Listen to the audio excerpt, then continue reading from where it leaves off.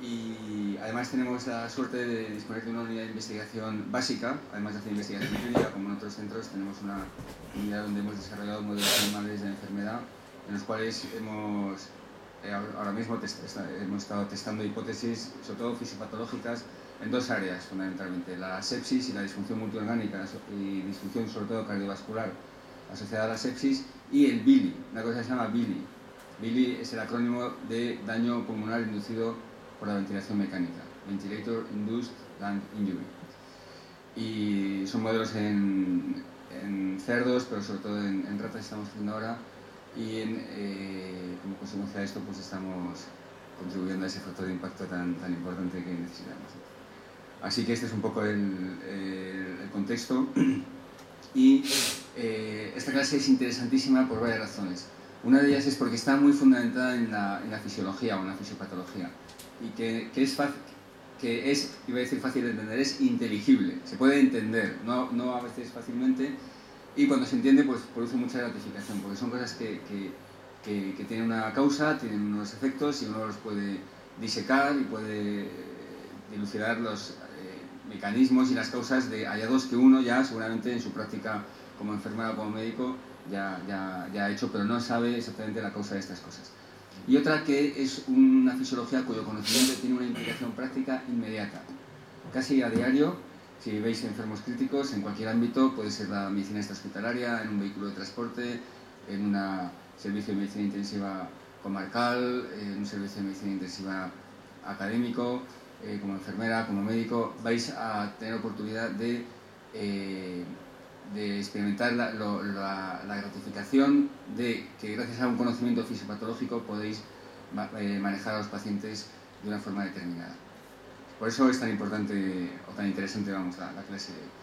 Entonces, los 4 temas que vamos a tocar es los que están ahí reflejados.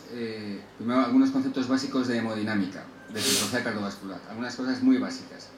Segundo, en realidad hay lo tercero, ¿qué es la precarga? Vamos a hablar de la precarga como concepto fisiológico y qué entendemos y para qué sirve el concepto y la manipulación de la precarga.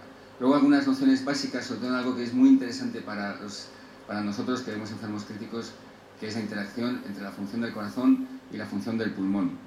Y al final haremos algunas consideraciones breves, porque solamente no hay tiempo, sobre la medición de la presión arterial, aspectos técnicos de la medición de la presión arterial que tenemos que conocer. Respecto al primer punto, los conceptos básicos de hemodinámica, lo que transmito es, en general, consecuencia, una clase parecida también a los residentes en el hospital y en la universidad, a alumnos, y claro, a veces uno se sorprende de cómo conceptos que uno cree que son básicos no lo son, ni siquiera a nivel, a lo mejor, de residente de especialidad, de medicina intensiva. O sea que por eso pues, no hace falta que un grupo sea heterogéneo para que unos encuentren esto ya conocido y otros no. Incluso en grupos homogéneos pues, el nivel no se puede anticipar, el nivel de conocimiento. Por eso algunos de vosotros pues esto naturalmente sois muy familiares con ello y otros a lo mejor no tanto. Entonces nosotros en hemodinámica aplicamos la ley de Ohm, que es el modelo óhmico de la fisiología cardiovascular. Y la ley de Ohm es que voltaje igual a ¿qué? Esto es de bachillerato. Por intensidad. Acordaos, VIR, voltaje igual a la intensidad por resistencia. Y en la fisiología cardiovascular decimos exactamente lo mismo. Decimos la presión es igual al flujo multiplicado por la resistencia. Si uno se acuerda de esto ya no se le va a olvidar nunca de qué depende la resistencia vascular, que depende de la presión y el flujo, o de qué depende el flujo, que también es el cociente entre la presión y la resistencia. Y si uno se acuerda de que si estás en el jardín de tu casa o donde sea y quieres regar la planta que está en la esquina, pero no te quieres mover de donde estás, o sea, quieres conseguir una presión para llegar allí, solo tienes 2 opciones. O pones el dedo, que con eso estás aumentando la resistencia, o te das la vuelta y aumentas y abres más el grifo y aumentas el flujo. Si os acordáis de esta analogía, pues no se va a olvidar nunca esta relación. De otra forma se va a olvidar al salir de aquí, o en cuanto hagáis el test de evaluación o lo que sea. Pero si acordáis de esto, nunca se va a olvidar que la presión depende del flujo y la resistencia. Y luego uno lo puede derivar. La resistencia, pues a más presión, más resistencia, a más flujo, que estaría en el denominador, si despejamos la resistencia, menos resistencia, etc. En términos de la circulación sistémica, la presión arterial es igual al gasto cardíaco, que es lo que llamamos flujo, multiplicado por la resistencia vascular sistémica. Y esto es aplicable a cualquier órgano, a cualquier tejido o a todo el sistema, a la circulación mayor y a la circulación menor. Y aquí, alguien que sea purista puede pensar o puede decir alguno de vosotros que más que presión tenemos que poner cambio de delta, un delta que es el gradiente de presión en el órgano o en el circuito que estamos analizando. Por ejemplo, si es el riñón, pues sería el cambio, el delta de presión entre la arteria renal y la vena renal. Si es la circulación mayor, pues ese delta de presión, ¿cuál sería? Compañero. El delta de presión en la circulación mayor, ¿cuál sería en esta fórmula? Pues la presión que mueve el flujo de sangre a la circulación mayor. Soplale. Pues la sangre se mueve con una presión que está en la raíz de la aorta contra una presión que está al otro lado, que es la aurícula derecha. O sea, estamos hablando de ese gradiente si hablamos de la circulación mayor. Y en la aurícula derecha podemos medirla justo ahí o en las proximidades, generalmente en la vena cava inferior o superior, que llamamos la presión venosa central. Si hablamos de la circulación menor y queremos aplicar de esta fórmula, ¿cuál es, por ejemplo, el delta de presión del que hablamos? En la circulación menor, la circulación pulmonar. Exactamente. Contra, ¿qué hay al otro lado? La aurícula, muy bien. Entonces, para aplicar esta fórmula a la circulación menor, muy bien lo has dicho, es la presión en la arteria pulmonar menos la presión en la aurícula izquierda, o algo que se parece, que es la presión en el capilar pulmonar. Ya habéis hablado antes del Swan-Ganz, habéis hablado, ¿no? Y cómo me explica. ¿Y por qué nos interesa esto hoy? Porque si uno conoce esto, solo hay dos causas de hipotensión. Ese problema tan frecuente en pacientes y tan inmediato y que nos tenemos que enfrentar a él de una forma diaria. O bien la presión arterial puede bajar, bien porque disminuye el gasto cardíaco, o bien porque disminuye la resistencia vascular sistémica. Y sabiendo esto ya sabemos las causas de shock, que uno se tiene que acordar si hay shock obstructivo, distributivo, no sé qué. Sabiendo esto, y luego lo voy a analizar en otro esquema, del que estoy muy orgulloso porque es original, no se va a olvidar nunca las causas de shock. Igual que no se va a olvidar nunca las causas de hipotensión, si os acordáis de que estáis en el jardín regando. Otro concepto básico es los determinantes del gasto cardíaco. Esto tiene una aplicación inmediata fundamental, una aplicación muy inmediata en la práctica clínica. Y tenemos que saberlo así, porque la manipulación de estas tres variables son las que nos van a permitir cambiar el gasto cardíaco en enfermos que tienen shock o que tienen este problema, un gasto cardíaco bajo, o tienen insuficiencia cardíaca en general, el corazón falla y esto está bajo el gasto cardíaco. Y podemos nosotros manipular los tres determinantes de la gasto cardíaco: precarga, poscarga y contractilidad. Hoy vamos a hablar más en detalle de la precarga. La medición de las tres no es intuitiva, no es fácil, y las unidades mucha gente ni las sabe, ni preguntas a un cardiólogo y a lo mejor no las sabe. Pero vamos a aprender ahora a cómo se representan y cómo cambios en esas variables podemos representar gráficamente. Solo quiero decir ahora que la poscarga es una medida en realidad es un concepto físico que es la impedancia, que es la fuerza contra la que tiene que eyectar el corazón, o la presión, mejor dicho, la presión contra la que tiene que eyectar el corazón. Por ejemplo, el ventrículo izquierdo eyecta contra una presión que está ¿dónde? ¿Dónde está esa presión? En la raíz de la aorta. Bien, eso se llama poscarga. En realidad es un concepto un poquito más complejo que la presión como tal, pero bueno, en general para nosotros es una medida de presión. Y vamos a hablar un poquito más de la contractilidad, pero sobre todo de la precarga. Ya hace años, Starling, que era un fisiólogo, y esto fue sobre todo examinado por Guyton, del cual hemos aprendido todo lo que vamos a decir hoy y la clase de antes y en varias clases del curso, con la fisiología básica de Guyton de los años 50, que luego ha sido desarrollado. Y se desarrolló el concepto de que al aumentar en el eje de las X la presión de llenado del ventrículo, o precarga. Ahora diré exactamente que no es exactamente lo mismo, pero por ahora esta relación funciona. Ponga ahí precarga en el eje de las X, que ya anticipo, es una medida de volumen, o ponga presión, funciona igual la relación que de la función cardíaca, la relación de Starling. Al aumentar la presión de llenado del ventrículo derecho o izquierdo, el gasto cardíaco aumenta. Y esto le llamamos relación de Starling. Aumenta con esta curva, al principio aumenta mucho y posteriormente aumenta menos, con aumentos en la precarga. La precarga del ventrículo derecho, ¿cómo la medimos? O mejor dicho, para ser más precisos, la presión de llenado del ventrículo derecho, ¿cuál es? La presión de llenado del ventrículo derecho. Estamos out. Muy bien dicho. La presión con la que se llena el ventrículo derecho es la presión venosa central, pero alguien más purista, ¿qué diría? Un poquito más exacto. ¿La presión dónde? En el ventrículo derecho, ¿pero cuál? Muy bien, muy bien. Entonces, la presión de llenado del ventrículo derecho es la presión telediastólica del ventrículo derecho, que es lo que pone ahí, que es igual a la presión en la aurícula derecha. La presión en la aurícula derecha es igual a la diastólica del ventrículo derecho. Lo habéis visto en la clase anterior en las curvas. Y, lo has dicho muy bien, es parecida a la presión venosa central, medida en la proximidad de la aurícula. La presión de llenado del ventrículo izquierdo, ¿cuál sería? Detrás de ti. Igual que en el ventrículo derecho es la presión de la aurícula derecha, la presión de llenado del ventrículo izquierdo, ¿cuál sería?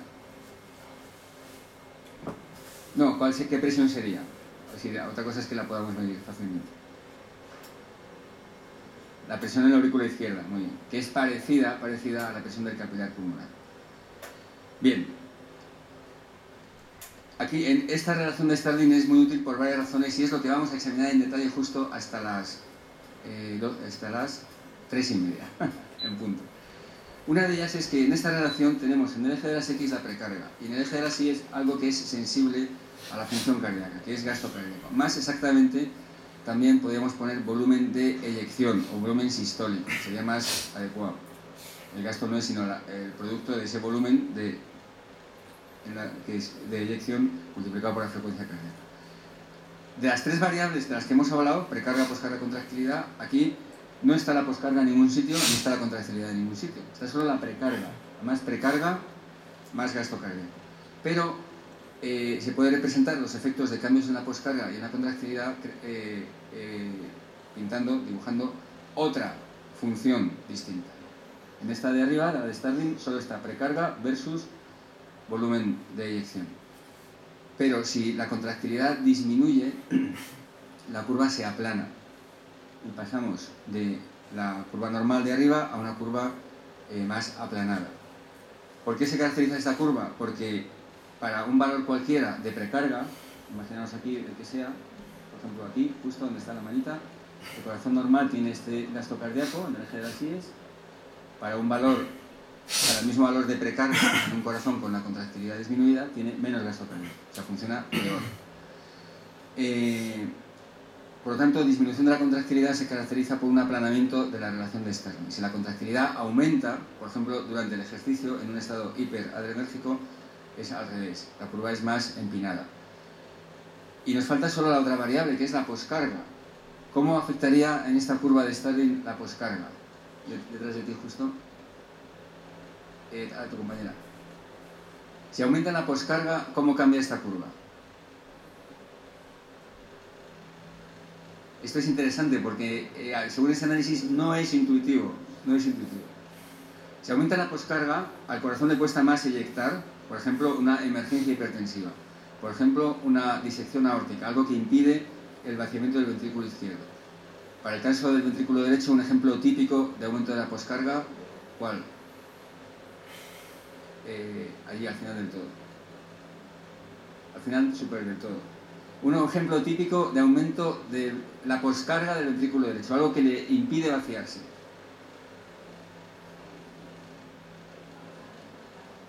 No, algo que le impide vaciarse al ventrículo derecho.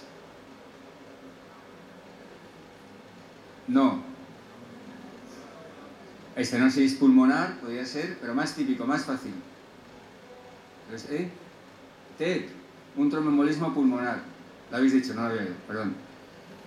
Hipertensión pulmonar de cualquier causa, muy bien, ese sería el tema genérico. Aguda, TEP, crónica, pues lo que queráis, EPOC, etc. Ese es el ejemplo típico. Aumenta la poscarga. ¿Cómo cambia la relación de Starling? ¿Mejora o empeora? ¿Se hace más empinada o se aplana? Se aplana. Cualquier cosa que impida el vaciamiento del ventrículo, la hipertensión pulmonar o la hipertensión sistémica, hace que se aplane. Por tanto, esa es la forma como cambia la relación de Starling, tanto para un aumento de la poscarga como una disminución de la contractilidad. Así que ya tenemos ahí todas las variables que son los determinantes de la función cardíaca. La precarga en el eje de las X y con otra función distinta, la poscarga y la contractilidad.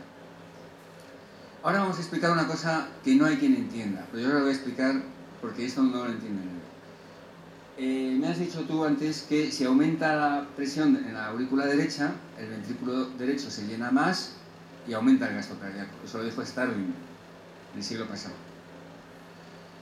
Pero eso se entiende, ¿no? Más presión de llenado del ventrículo derecho, se dilata más y se vacía más. Es la relación anterior a la que, bueno, es esta relación. Pero hay una cosa muy interesante. El retorno venoso, ¿qué es el retorno venoso? Sistémico. Exacto. Todo lo que llega de la parte periférica a la aurícula derecha le llamamos retorno venoso, ese flujo entero que entra en el corazón derecho. ¿Cómo se relaciona el retorno venoso con el gasto cardíaco? ¿Es igual, es mayor, es menor? ¿Cómo se relaciona? Le medimos el gasto cardíaco a esta compañera y tiene 5 litros por minuto. ¿Cuál es su retorno venoso? ¿Es más de 5 o menos de 5? Sí, su gasto cardíaco es 5 litros por minuto. Lo que sale del ventrículo izquierdo y lo que llega al ventrículo derecho, que es el retorno venoso, ¿cuánto es? 5. Muy bien, es lo mismo. Si no, puede variar, pero en condiciones de equilibrio, alguien puede decir, se puede perder algo si hay edema pulmonar, no sé, pero en condiciones de equilibrio es lo mismo. Si no, habría una fuga en el sistema, no puede ser. Luego, el retorno venoso es igual que el gasto cardíaco. Ahora, el retorno venoso funciona distinto, porque si yo aumento la presión en la aurícula derecha, al gasto cardíaco hemos dicho que le gusta, aumenta, ¿no? Starling. Pero si aumenta la presión en la aurícula derecha, ¿cómo cambia el gasto cardíaco, el retorno venoso? ¿Es más fácil o es más difícil? Más difícil. Luego, ¿cómo se explica esto? Es opuesto. A mayor presión en la aurícula derecha, mayor gasto cardíaco, relación de Starling. Pero a mayor presión en la aurícula derecha, menor retorno venoso. Y hemos dicho que es igual el retorno venoso que el gasto cardíaco. Y efectivamente, el retorno venoso es al revés. Si disminuyo en la flecha roja la presión contra la que sucede el retorno venoso, que es la presión en la aurícula derecha, más retorno venoso. O sea, que es al revés que la relación de Starling. Mientras que en el eje de las sillas hay puesto retorno venoso, pero podía poner gasto cardíaco, que es exactamente lo mismo. Vamos a entender por qué esta aparente paradoja. Por un lado, el aumento de la presión en la aurícula derecha aumenta el gasto cardíaco, Starling. Por otro lado, disminuye el retorno venoso y por lo tanto disminuye el gasto cardíaco, que es lo mismo en el eje de las sillas. Aquí quiero comentar un concepto fisiológico, puesto que estamos, como dice el título, conceptos básicos de hemodinámica. Esto no es tan básico en realidad. Y es lo siguiente: el retorno venoso sucede, como has dicho, contra una presión, que es la presión en la aurícula derecha. Cuanto más presión en la aurícula derecha, me muevo al revés que esta flecha, hacia la derecha, más difícil es el retorno venoso, o sea que va cayendo. Si yo a un sujeto le produzco una parada cardíaca, cuando tiene parada cardíaca, la presión en todo el sistema cardiovascular es la misma. Se ha parado el corazón, ya no hay latido. La presión 0, ha dicho, muy bien. Ahora vamos a analizar si es o no 0. No 0, de momento es igual en todos los lugares del sistema cardiovascular. En el ventrículo derecho, el ventrículo izquierdo, en todas partes es igual si paro el corazón. Ahora, y aquí se pone en juego la habilidad de interpretar gráficas, que no es fácil a veces. ¿Qué valor de presión en la aurícula derecha, eje de las X, se corresponde con un flujo de 0, es decir, cuando he parado el corazón? Aquí. ¿Qué valor de presión en la aurícula derecha y por lo tanto en todo el sistema tengo si paro el corazón y no hay flujo? Me voy al eje de las X qué valor en el eje de las X tiene un I igual a 0. Cuando I es igual a 0, menos 5. ¿Quién dice otra cosa? 18. El intercepto de la función con el eje de las X es el valor de presión en la aurícula derecha cuando el retorno es 0. Es decir, que si yo, no voy a decir a nadie de aquí, pero bueno, a un animal le produzco una parada cardíaca y veo qué presión se queda en el sistema, es 18 en este ejemplo, no es 0. Y eso ya intuitivamente uno entiende que es la presión con la que el sistema está lleno, ¿no? Si para el corazón y el sistema está repleto, pues esa presión con flujo 0 es alta. Si el enfermo está hipovolémico, esa presión con flujo 0 es una presión más baja. O sea, es el intercepto de esta función en el eje de las X. Y eso se llama presión sistémica media.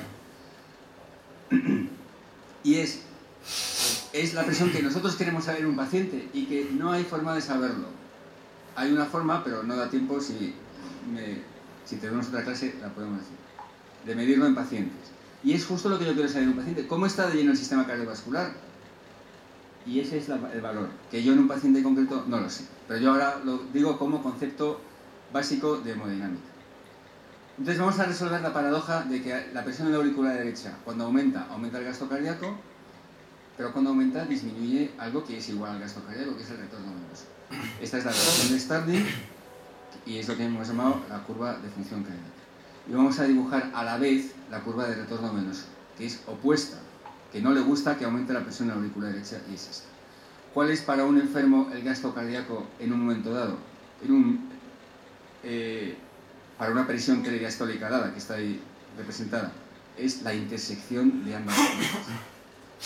La intersección de la curva de retorno venoso, que disminuye con el aumento de la presión en la aurícula derecha, y la de Starling, que aumenta con el aumento de la presión en la aurícula derecha, es el gasto cardíaco de un paciente o de un sujeto. Y esto nos permite entender una cosa, y es cómo cambia la presión en la aurícula derecha cuando el corazón falla, cuando baja la contractilidad. Detrás de ti, por favor. ¿Cómo cambia la presión en la aurícula derecha cuando falla el corazón? Esto es muy fácil, no es de pega la pregunta. Aumenta. Dime por qué aumenta.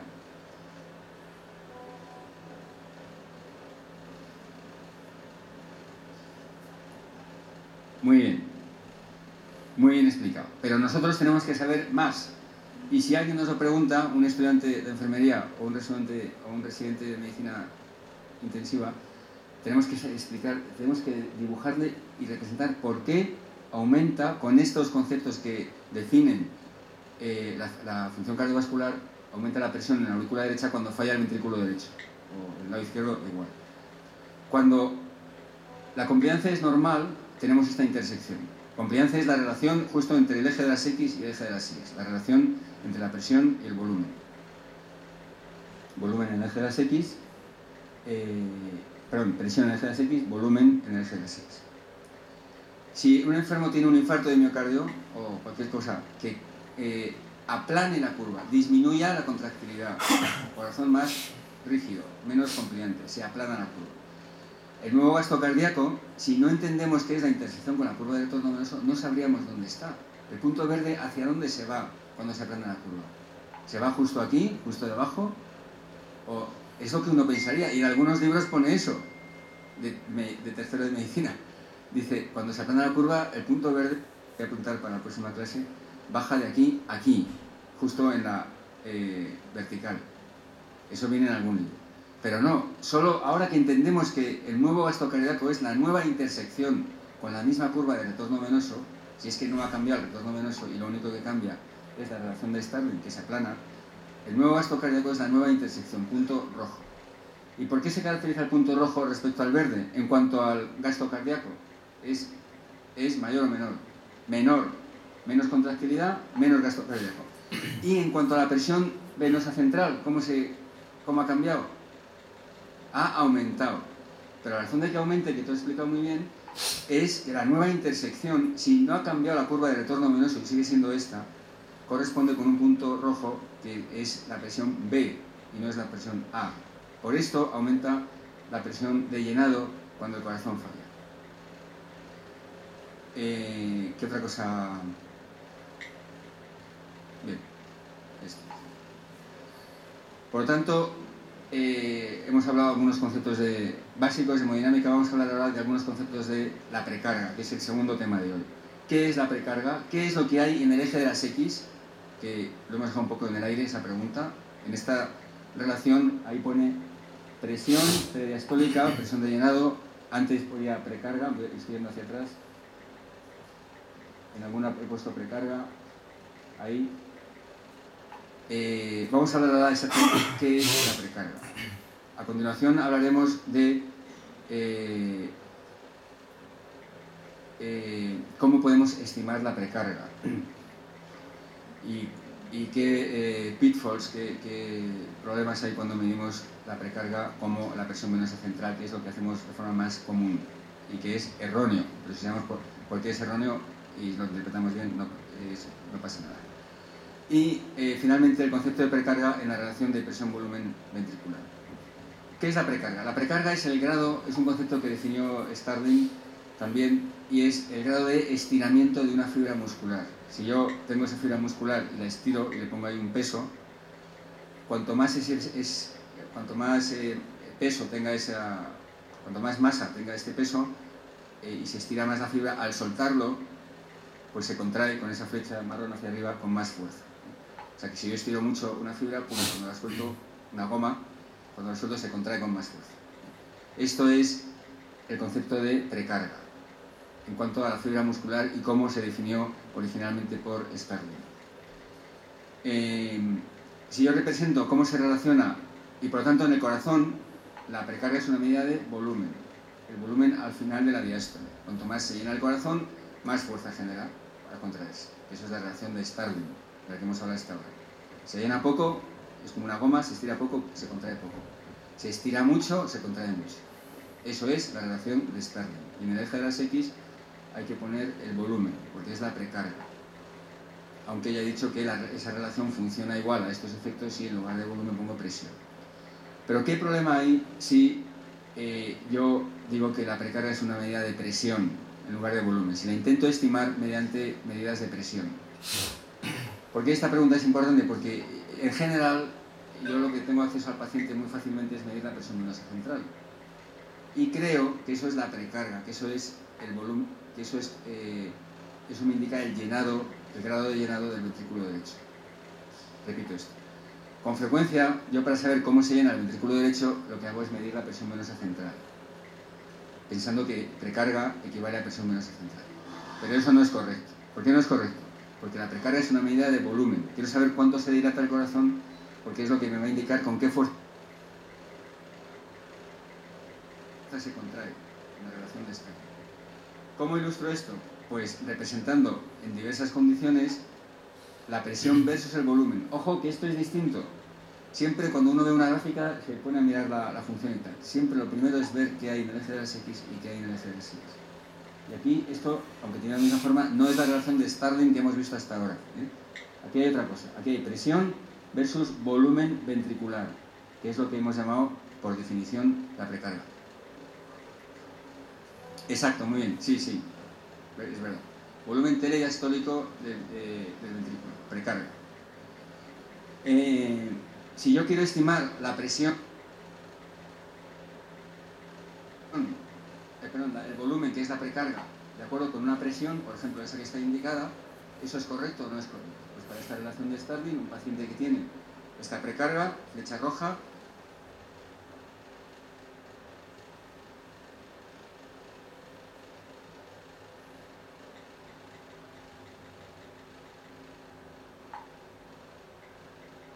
en el eje de las X le corresponde en el eje de las Y ese valor de volumen telediastólico ventricular o precarga. Por lo cual, si todos los aquí presentes deportistas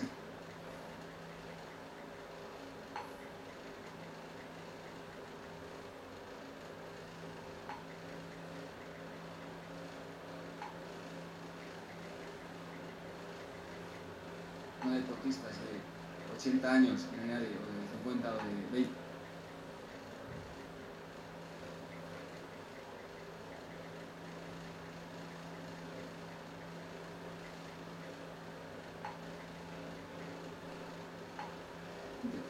todos tuviéramos la misma relación de Starling, yo con la presión venosa central podría saber qué volumen telediastólico ventricular tiene.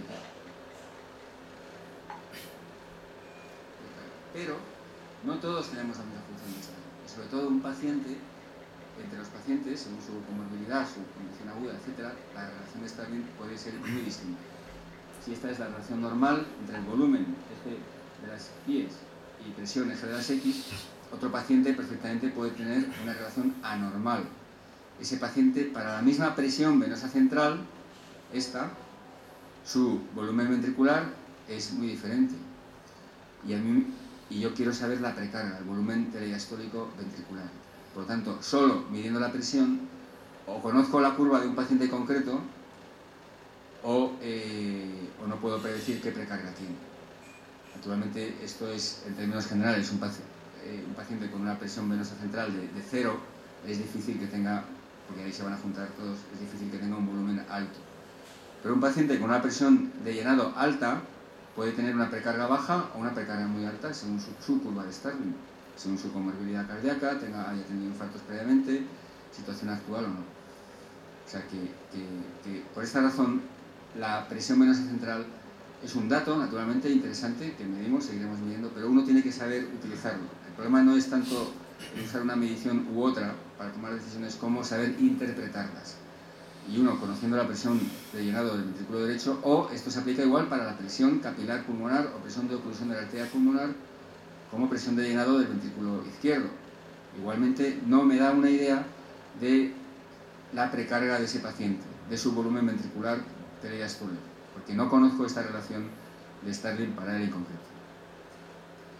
Por lo tanto, la precarga es un volumen, la puedo estimar mediante la presión si yo tengo estos caveats, estos conocimientos para saber interpretarlo, que la misma presión puede corresponder, que era el ejemplo anterior, a precargas diferentes, y que para saber exactamente la precarga de un paciente en función de la presión de llenado, que era la gráfica anterior, necesito saber la compliancia.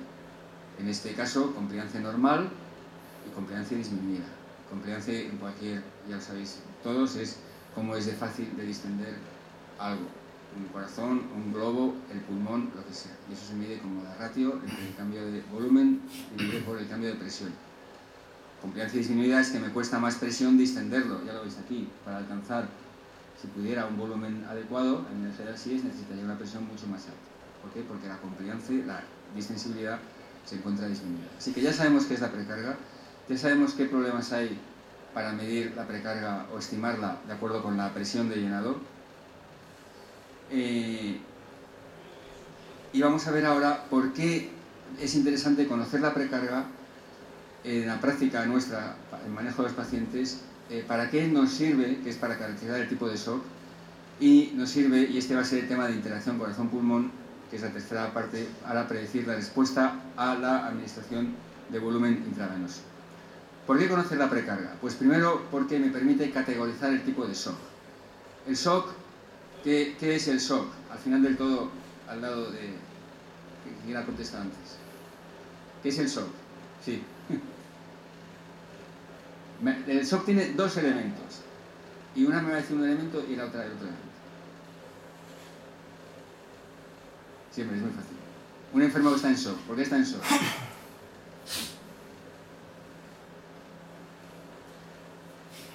¿Y por qué se caracteriza? Lo más importante.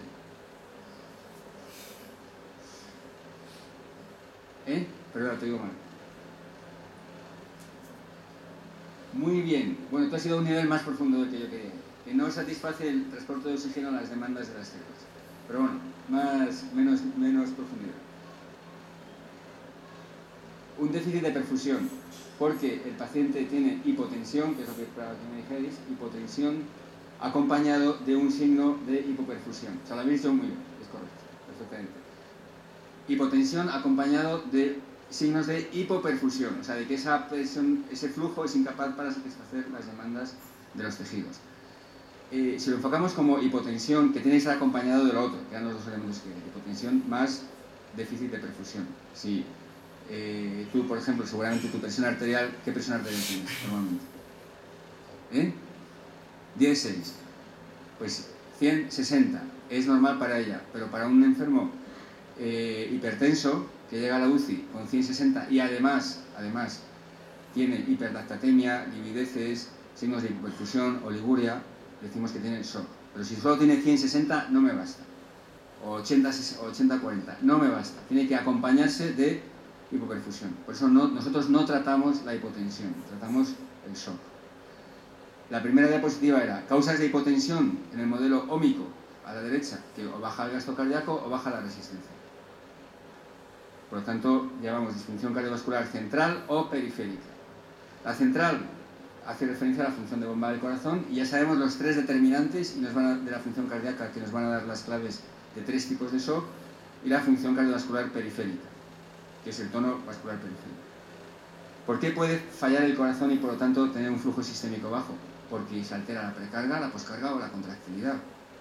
Y esta es una de las causas por las que yo quiero saber la precarga del paciente, para poder definir qué tipo de shock tiene. ¿Es un shock por baja precarga o por aumento de la poscarga o disminución de la contractilidad? O, para completar los tipos de shock, o es un problema de la otra parte, de otro elemento del producto que determina la presión arterial, o está muy baja la resistencia vascular sistémica por vasodilatación sistémica. Y aquí tenemos los 4 tipos de shock. El que nos ocupa, el shock cuyo fundamento fisiopatológico es el tema de hoy: baja precarga, hipovolémico, hemorragia, pérdidas de cualquier tipo. Aumento de la poscarga, ya hemos visto, para el ventrículo derecho, ventrículo izquierdo, shock obstructivo se llama.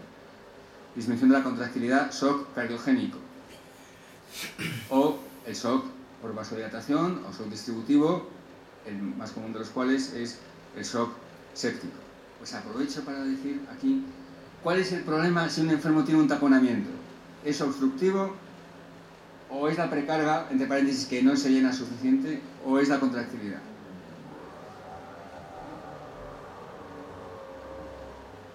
Puede ser, pero ¿cuál es el trastorno primario? ¿La precarga? Esta es la típica pregunta que le gusta poner a los de examen. O sea que un taponamiento, el problema, porque no es intuitivo, uno piensa baja precarga, pues hemorragia, tal y cual. Pero el problema del taponamiento es la precarga, que no dejas que se llene el corazón. Y la pericarditis también.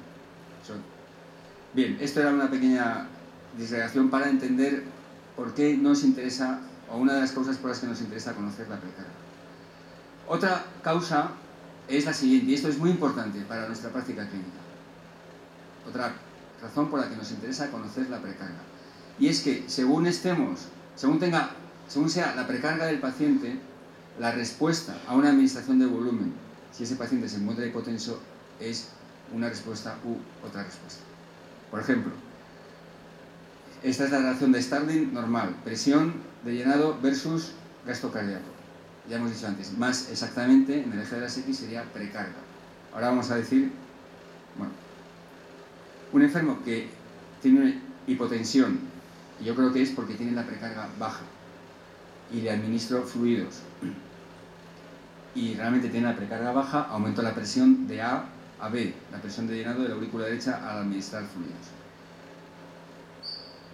Y por lo tanto su gasto cardíaco aumenta de X a Y. Tiene ese delta, con ese color naranjita, de gasto cardíaco. Al aumentar la volemia con expansión, por ejemplo, con lo que le administremos de fluidos, 500 mililitros de una gelatina. Aumenta este delta de gasto cardíaco, que es nuestro efecto deseado. ¿Por qué? Porque tiene una precarga baja.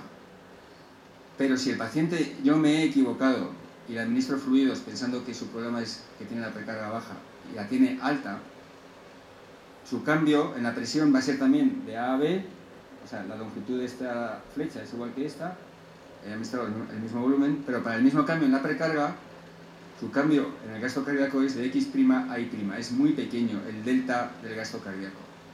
O sea que si yo puedo predecir o puedo medir la precarga del paciente, puedo anticipar que el paciente, si la tiene baja, va a responder con un aumento del gasto cardíaco a la expansión de la volemia, o con un aumento insignificante si la precarga es alta. O sea que esta es otra utilidad práctica para de conocer la precarga. Aquí he puesto gasto cardíaco, pero yo el enfermo me lo he encontrado hipotenso. El mecanismo por el cual, al expandir, flechita roja, la volemia mejora la presión arterial de este enfermo hipotenso es porque mejora el gasto cardíaco. Presión igual a resistencia por gasto, por lo tanto aumenta la presión arterial. También es pertinente la consideración de que la respuesta puede ser distinta no según la precarga, sino según también el grado de contractilidad. Si tengo un corazón normal, que es este, el gasto cardíaco versus precarga, y al expandir con la flecha roja paso de X a Y, con ese delta en naranja de gasto cardíaco, la misma expansión si el corazón presenta hipocontractilidad, es decir, si esa relación está aplanada, pues ahora paso con las flechas verdes para la misma expansión de A a B, y el gasto cardíaco solo aumenta de X' a Y', aumenta menos. O sea que un corazón hipocontráctil también va a responder menos a una expansión de la algoritmo. Vamos a ver algunos elementos, que esto es muy interesante también, de la fisiología de la interacción del corazón con el pulmón. Sobre esto hay capítulos extensísimos en los libros muy sesudos, pero nosotros nos vamos a fijar en un par de aspectos que son muy interesantes para nosotros.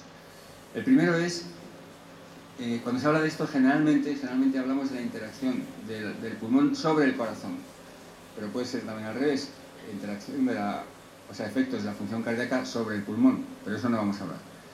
¿Cómo afecta, o en qué elementos que ahora nos interesa resaltar, afecta la función del pulmón sobre el corazón? El primero de ellos es sobre cómo y dónde medir la presión venosa central. La presión venosa hemos dicho que es una variable de interés, que la presión venosa es la precarga, ¿de acuerdo? No es la precarga. Ojo que el profesor se equivoca, y a lo mejor se equivoca muchas veces, igual que los libros. No es la precarga, pero nos ayuda a estimar la precarga. Si yo sé cómo se relaciona con la precarga, entonces sé interpretarlo. El problema, insisto, no es los números, no es las mediciones, sino lo que yo hago con esos números y las decisiones que tomo, según mi conocimiento. Entonces quedamos en que tiene interés medir la presión venosa central, y es lo que siempre hacemos cuando un enfermo está hipotenso. Y aquí se representa un trazado en el cual la próxima vez también voy a tapar esto para preguntar dónde está la inspiración y la expiración. Pero ahora, aunque lo pone ahí, voy a preguntar al compañero que está ahí arriba con el ordenador, a ti, si este enfermo está en respiración espontánea o en ventilación mecánica, sabiendo que la inspiración está ahí abajo. Y esto es un trazado de presión venosa central. ¿Por qué?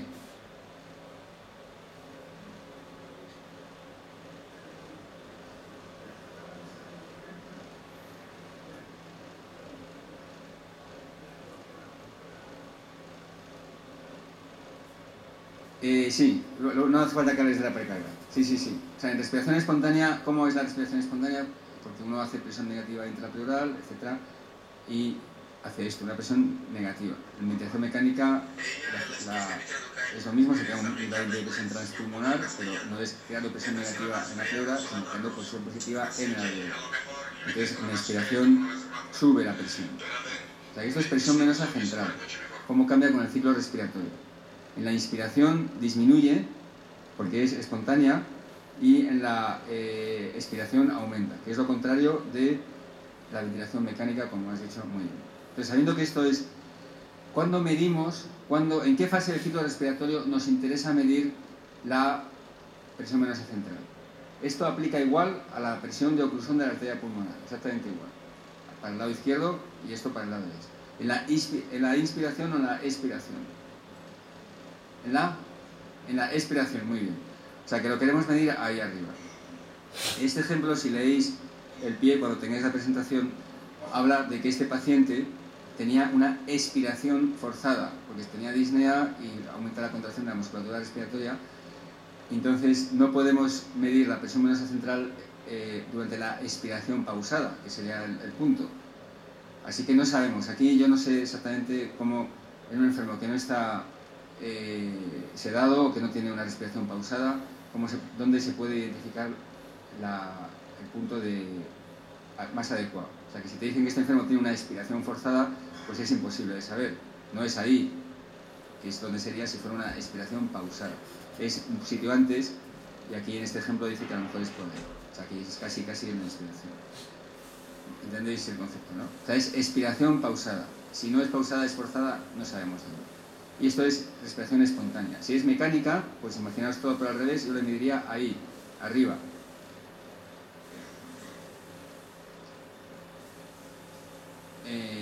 Perdón.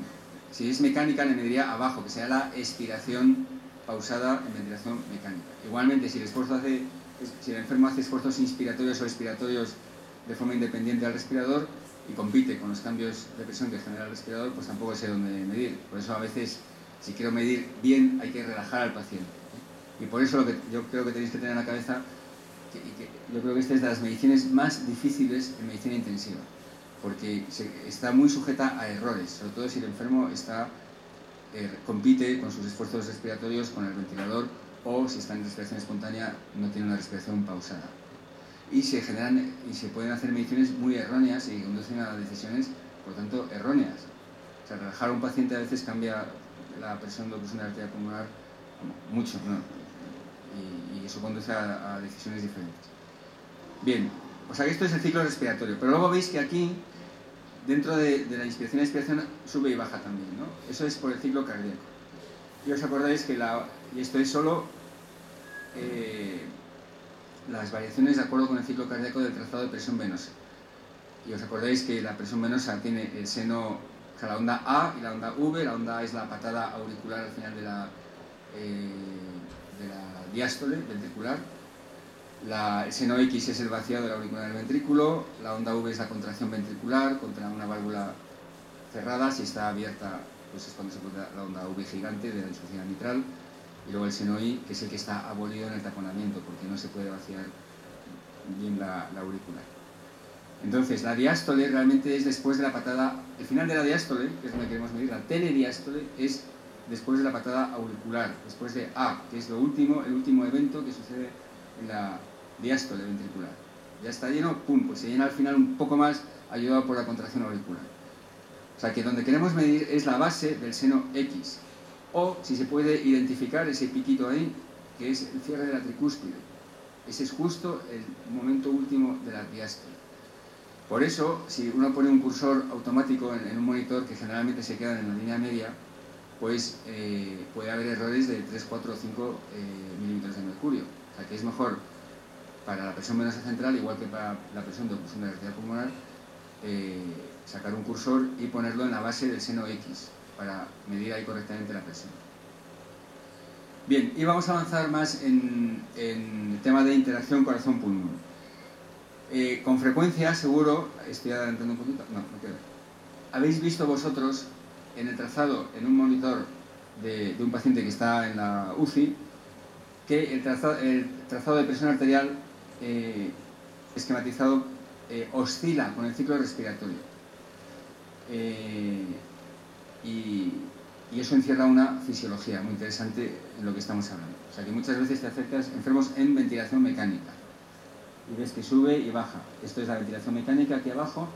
Durante la inspiración sube, durante la expiración baja, y oscila el trazado cíclicamente de acuerdo con la respiración mecánica. ¿Esto lo habéis visto? No, seguro que lo sé. Y hoy vamos a aprender por qué sucede esto en este rato que nos queda y qué interpretación tiene en cuanto a la recarga. Insisto que el enfermo para observar esto, tiene que estar en ventilación mecánica para que se produzca ese cambio positivo que veis ahí en la presión en la vía aérea. Inspiración, durante la inspiración sube, durante la expiración baja. Esto es lo contrario del pulso paradójico. El pulso paradójico, en la inspiración baja la presión arterial, ¿no? En la inspiración espontánea, eso es el pulso paradójico. Y no sé por qué se llama paradójico, porque es fisiológico. La presión arterial en la inspiración siempre baja, pero si baja más de 10 es característico de taponamiento. Pues aquí, en ventilación mecánica, este fenómeno que os digo es opuesto. En la inspiración aumenta, y luego disminuye y luego vuelve a aumentar y tal. Y si lo dejo, y si abolo el ciclo respiratorio, no hay aquí cambios en la presión en la vía aérea, se para la respiración, pues no vuelve a suceder el cambio. Luego estos cambios se deben a algo que está generando el respirador. Vamos a entender por qué es esto. Para entender esto hay que entender lo siguiente. Si yo analizo la curva de presión arterial, aparte de tener la presión arterial sistólica y diastólica, esto tiene una presión de pulso. Primero vamos a ver qué es eso. ¿Qué es la presión de pulso? Si aquí tú tienes 160, ¿no? Es tu tensión normal.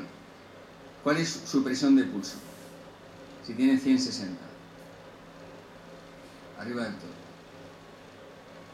La presión de pulso no es sino la diferencia de 100 y 60, 40, no tiene ningún misterio. Eso es una cosa. Luego, el trazado de presión arterial, si tuviéramos la presión arterial invasiva, y podemos dibujar esto, tiene un área bajo la curva. Esa área bajo la curva es directamente proporcional ¿a qué? ¿A? Muy bien, súper bien. El área bajo la curva es directamente proporcional al gasto cardíaco, o más exactamente... No, al gasto cardíaco, pero este latido, eso es. El área bajo la curva es proporcional al volumen sistólico. Muy bien. Pues hay que saber eso, para entender por qué cambia con la respiración.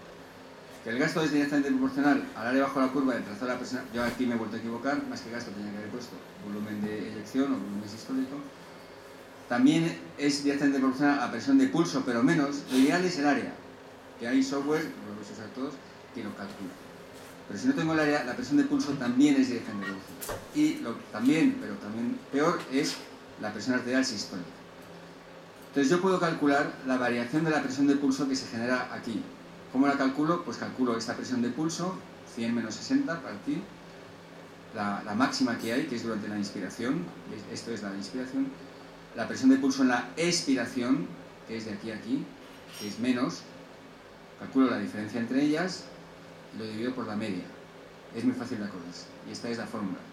La diferencia de la presión de pulso en la inspiración menos la expiración, o sea, este que está aquí en negrito, menos esto, la mayor que hay menos la menor, que es en la ins y expiración, la diferencia, y divido por la media de ellas, que es la suma dividido por 2. Esto es la variación de la presión de pulso. ¿Por qué calculo la variación de la presión de pulso? Porque, vamos a volver, ¿que por qué?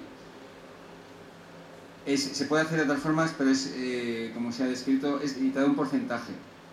O sea que aquí, por ejemplo, si es 160 es 40. Aquí si es 90, 60 es 30, pues es 40 menos 30, 10, dividido entre la media, entre 40 y 30, que es 35, 10 entre 35, pues viene a ser un 30%, un tercio más o menos, un 30%. Es más bien una convención, te da un porcentaje. ¿Por qué me interesa eso? Porque ahora yo ya sé que donde pone en la relación de Starling gasto cardíaco, o más exactamente volumen de eyección, yo podría poner variación de la presión de pulso, porque es directamente proporcional. ¿Y qué me dice la relación de la precarga con el gasto cardíaco que hemos visto antes? ¿Y por qué ahora me resulta tan útil? Porque, una vez más, paciente con precarga baja, cuando yo administre fluidos y pase de A a B, de presión de llenado, obtengo ese delta gasto cardíaco. Esta diapositiva es la misma que la de antes. Y si la precarga es alta, obtengo este otro delta gasto cardíaco, mucho menor. Luego, si la precarga es baja, cuando cambia la precarga, esta es la clave para entender lo que voy a decir ahora mismo. Cuando cambia la precarga por la ventilación mecánica, no porque yo administre fluidos, sino porque cada respiración mecánica, porque aumenta la presión en la aurícula derecha y disminuye el retorno venoso, me está cambiando la precarga. Y eso lo hace 20 veces por minuto, que es la frecuencia que yo le he puesto al respirador. En cada, vuelvo atrás, respiración mecánica, origino yo cambios en la precarga. Esto, aumento de la presión en la vía aérea, disminuye la precarga, porque aumenta la presión dentro del tórax, disminuye el retorno venoso. O sea que yo hago, en la curva de Starling, la flechita roja, que antes lo hemos puesto como ejemplo cuando yo administro fluidos, es la flechita roja. Pero el enfermo que está en ventilación mecánica sufre esos cambios de A a B, A, B, A, B, A, B, por cada ciclo respiratorio mecánico. Inspiración, aumenta la presión intratorácica. Retorno venoso, disminuye.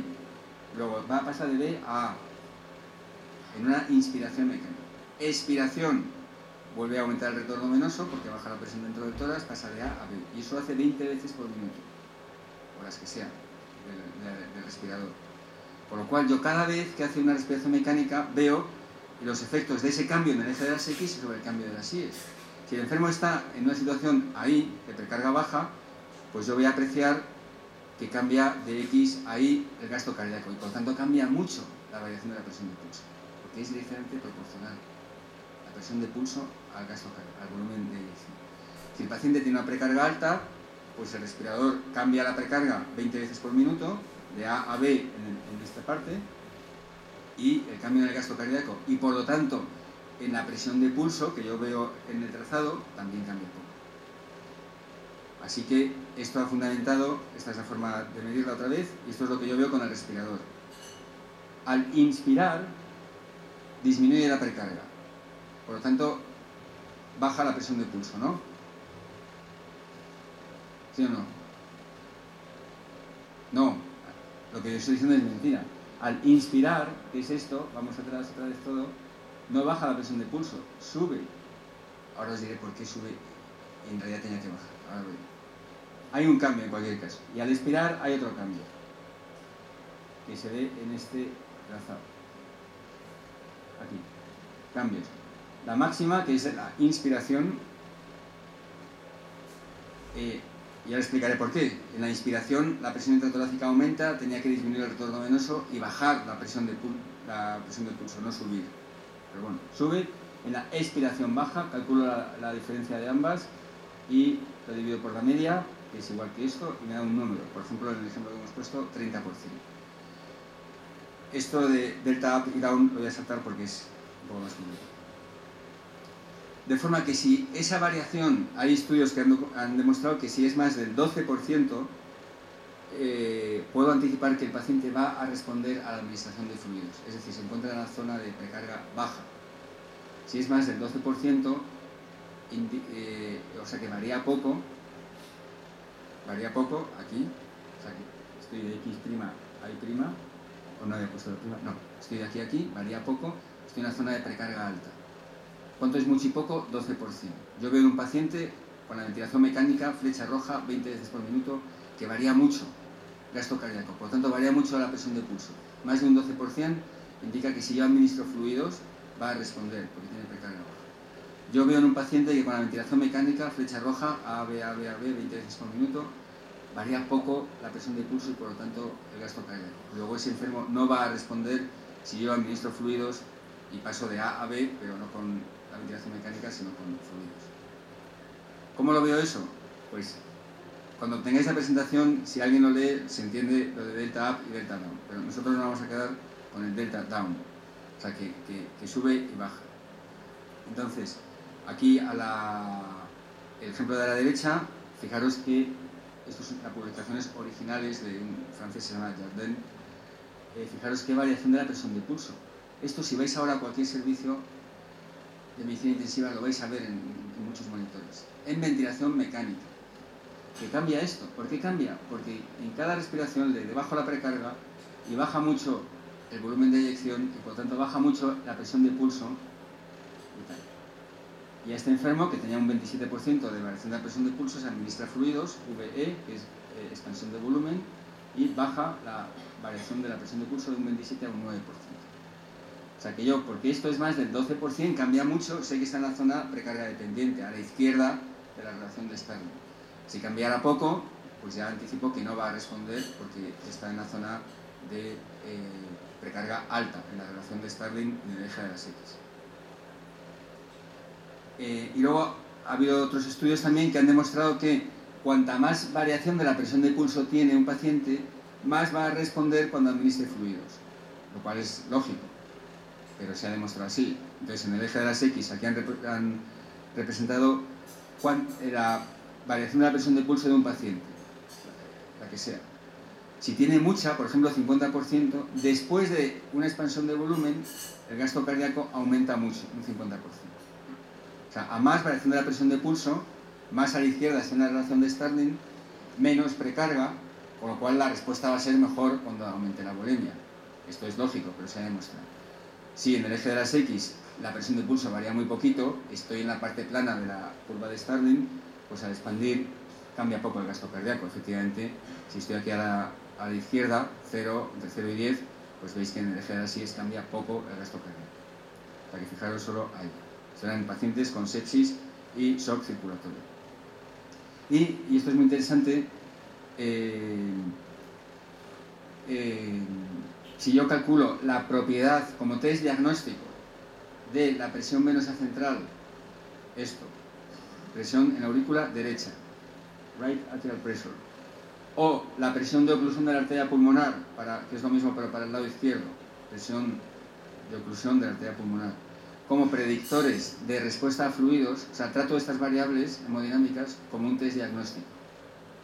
Y eso sabéis que se hace con lo que se llama la curva ROC. Esto es, si no lo sabéis, es un poco complicado, pero cualquier test diagnóstico, el dímero D para diagnosticar el TEP, o la troponina para diagnosticar el infarto, lo que sea, se evalúa como el área bajo la curva ROC, donde se representa 1 menos la especificidad, ahí, y la sensibilidad, para cada valor del test. Para un dímero D bajo, mediano, alto, para cada valor tiene una sensibilidad y una especificidad. Lo represento así. ¿Qué quiero del test? Que esté muy pegadito ahí, muy pegadito ahí, muy pegadito ahí, ahí. O sea, que ocupe casi todo el cuadrado y el área sea 1. Si el test es como tirar una moneda al aire, es la bisectriz. Va de aquí a aquí, para cada valor del test. Entonces aquí se trata de estas variables, la presión de oclusión de la arteria pulmonar de la aurícula derecha, el cambio en la presión sistólica y el cambio en la presión del pulso como un test diagnóstico. Y veis que la presión de oclusión de la arteria pulmonar y de la aurícula derecha es casi un área de 0,5 para predecir la respuesta a fluidos. Es un test diagnóstico para predecir un diagnóstico. Aquí el diagnóstico no es infarto, ni es que va a responder o no va a responder a los fluidos después de administrar.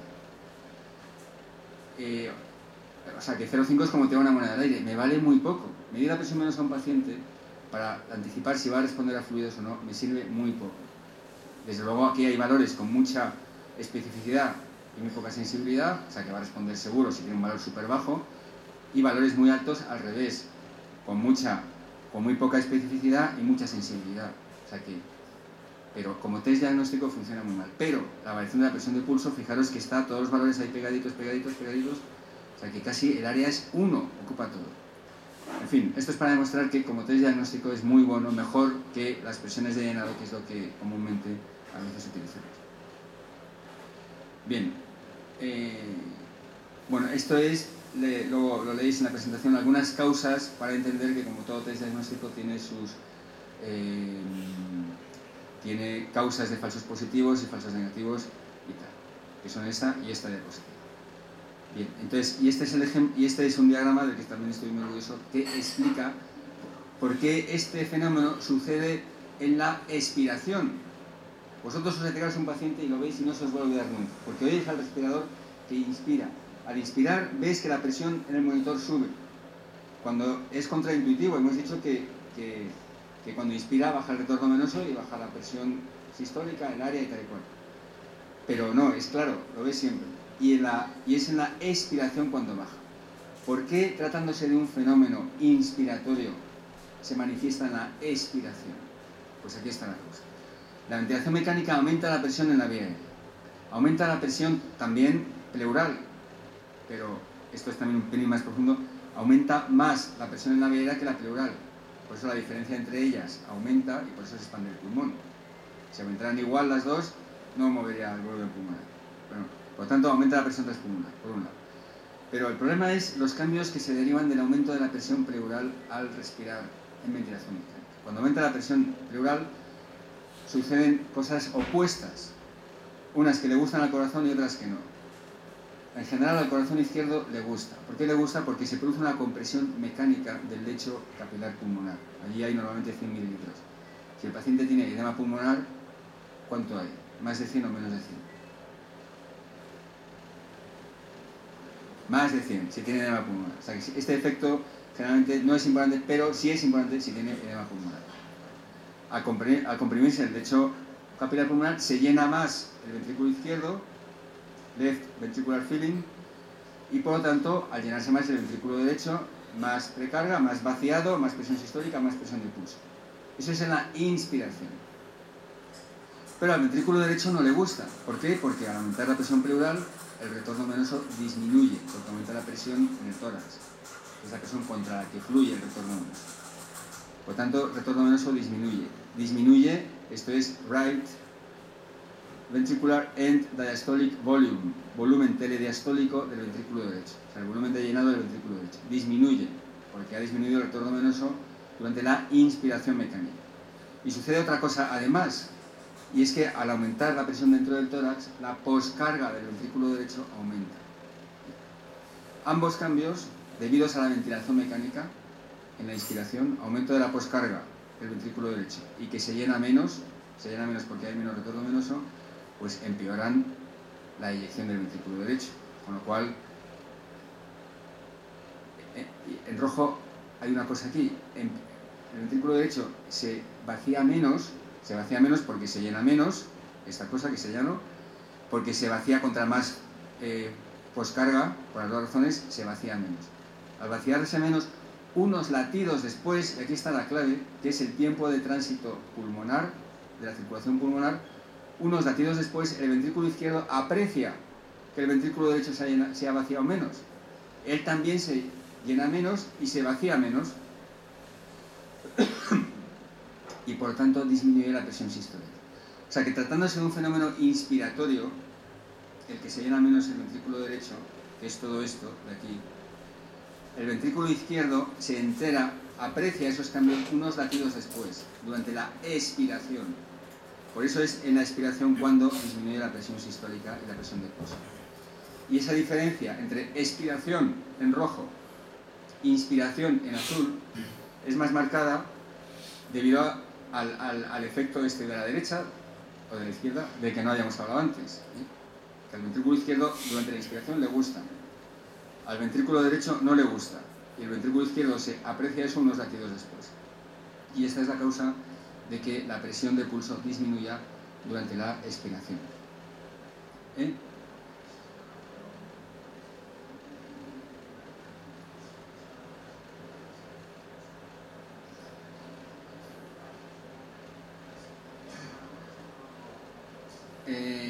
Lo que dices está muy bien dicho, afecta también al vaciado del ventrículo izquierdo. O sea, exacto. Mira, pues lo puedo añadir en la siguiente. O sea, al ventrículo izquierdo aumenta esto en azul, no solo porque se llena más, sino porque también la poscarga del ventrículo izquierdo, cómo cambia en la inspiración mecánica. La poscarga del ventrículo izquierdo, cómo cambia en la ventilación mecánica, en la inspiración.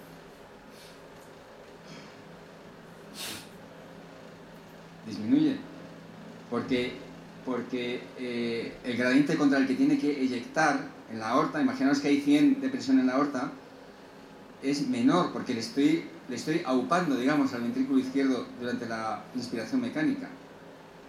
O sea que esto azul se acentúa más, por lo que tú has sugerido, aún más porque la poscarga del ventrículo izquierdo baja. Por esto, todo esto tiene implicaciones múltiples, por esto el tratamiento del edema pulmonar, o podría ser, es la CPAP, la ventilación no invasiva o la CPAP. ¿Por qué? Porque disminuye la poscarga y disminuye la precarga. Hace las dos cosas. Y además la CPAP es un fármaco especial, y es que lo pongo y lo quito y el efecto es inmediato, tanto para ponerlo como para quitarlo. Ningún fármaco hace eso. Y actúa sobre la poscarga y sobre la precarga.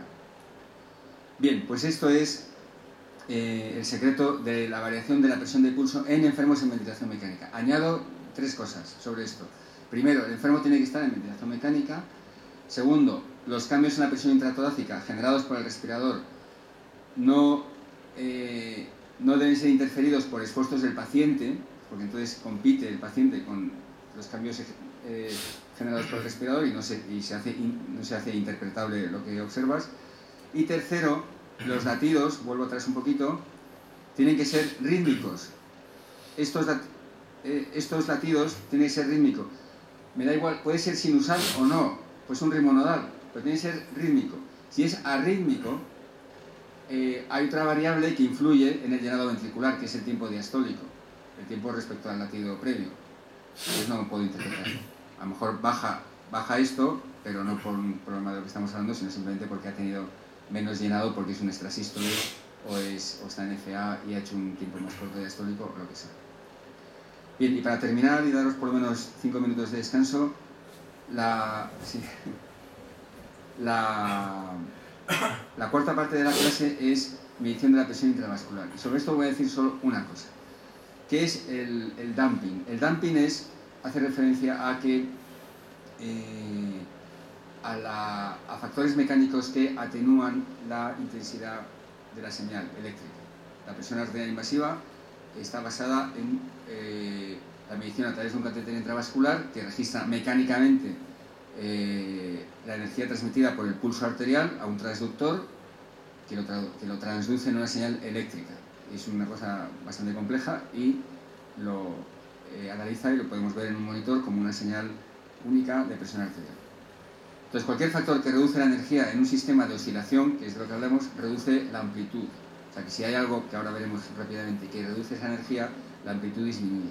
Esto es muy importante saber interpretar, porque enfermos, muchas veces la enfermera o el médico veía a un paciente con presión arterial baja y es que está, lo que llamamos amortiguado, overdamped. O al revés, hay ocasionalmente enfermos que tienen una presión arterial muy elevada y es porque está underdamped.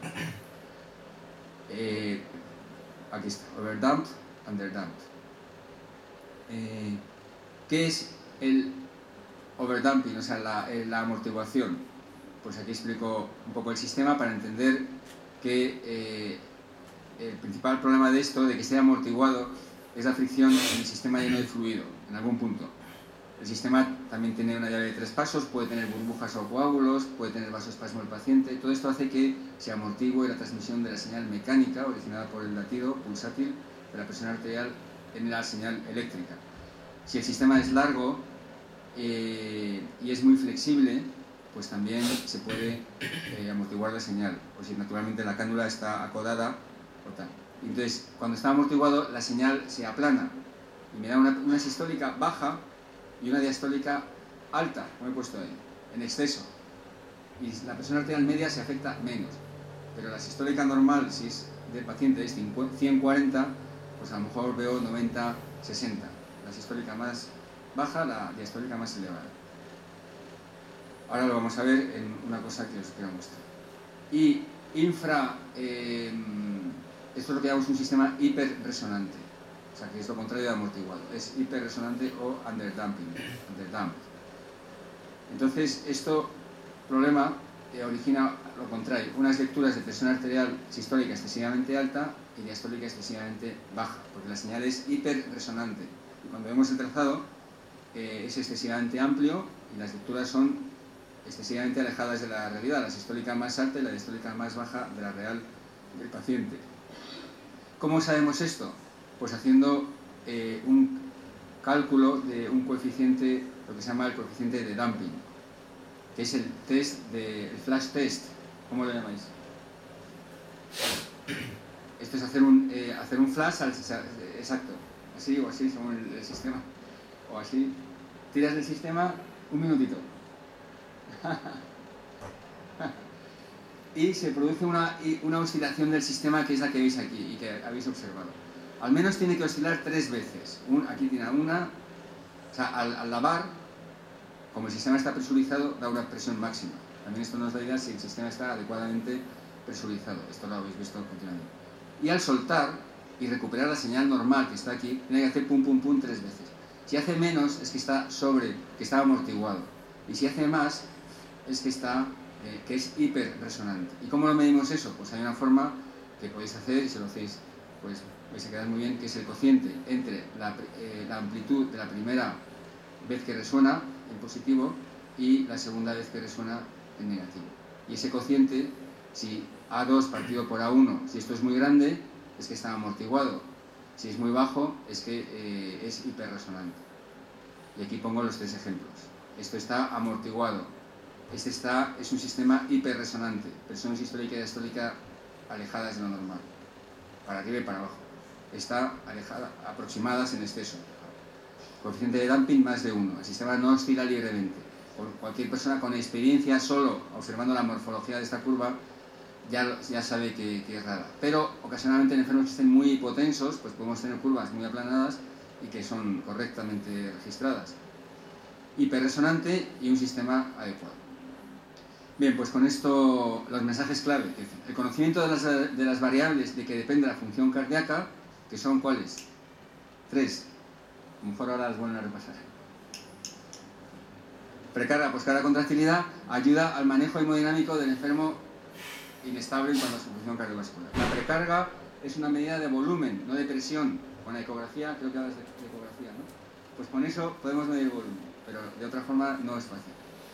Los cambios en la precarga con la respiración mecánica permiten definir el estado de la precarga, todo lo que hemos comentado con detalle.